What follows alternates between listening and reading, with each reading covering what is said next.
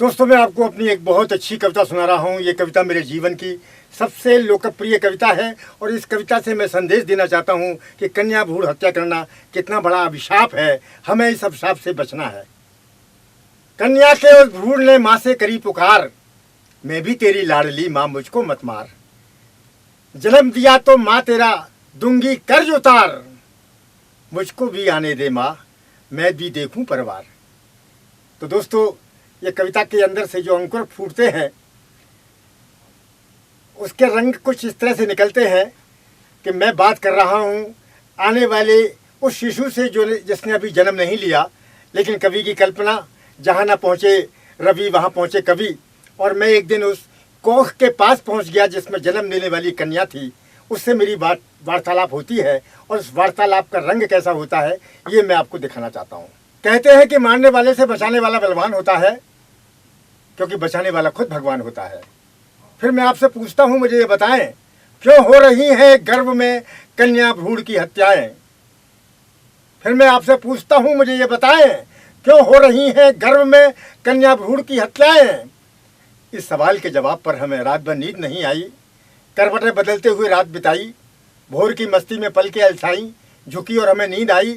क्या देखते हैं हम कि गर्भ के सागर में गोते लगा रहे हैं। सामने एक भ्रूण कन्या के दर्शन पा रहे हैं। सामने एक कन्या के भ्रूण के दर्शन पा रहे हैं। कन्या जो सृष्टि का श्रृंगार है, कन्या जो कभी शीतल हवा तो कभी धधकता अंगार है। फिर हमें उसे मारने का क्या अधिकार है? उसने मुझे टोका, रे कवि तुम यहाँ? मैंने कहा हाँ।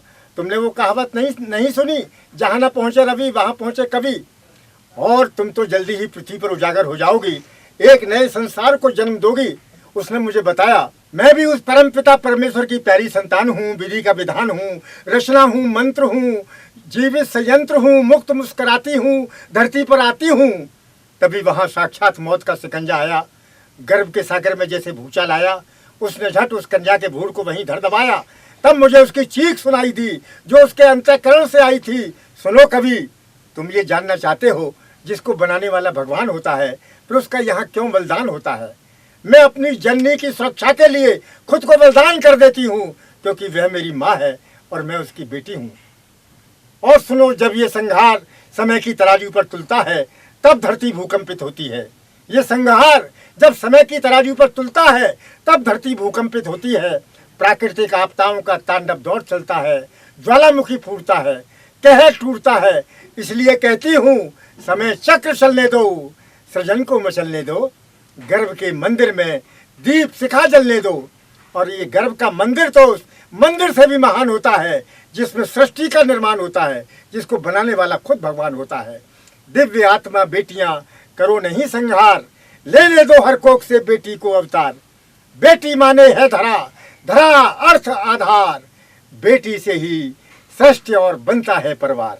बस दोस्तों, इसी कामना के साथ कि हम कन्या भ्रूण हत्या कभी नहीं करेंगे, क्योंकि कन्या भ्रूण हत्या करना सबसे बड़ा अपराध है और इस अपराध से हमको बचना है। नमस्कार, नमस्कार।